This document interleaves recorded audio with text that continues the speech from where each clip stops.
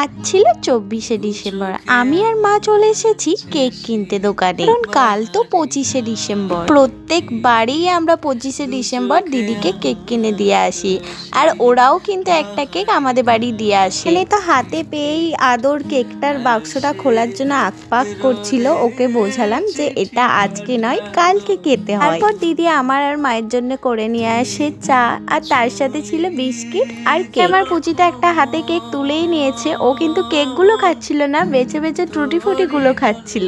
খাওয়া না শেষ হতে হতে আবার দেখো আমাদের কাছে অমলেটও পৌঁছে যায়। চলো এটাকে এবার খেয়ে নিই। সকলে ক্রিসমাস কেমন কাটলো? আমার তো মোটামুটি ভালোই কেটেছে। বৃহস্পতিবার পড়েছিল, আর তার সাথে ওই দিনটাই ছিল তুলসী দিবস, তাই ফ্রিজটা আর করা হয় না। এখন দিদি বসিয়েছে আদুরকে পড়তে। ও বেশ একটু একটু ভালোই পড়া শিখে গেছে। চলো তোমরাও একটু শোনো ওর পড়া। ছয়ে ছাগল ছানা, বর্গের জয়ে জাহাজ ভাসে, ছয়ে ঝাড়ু হাতে, ইয় ইয় চড়ে। তাহলে আজ আসি, সকলকে টাটা।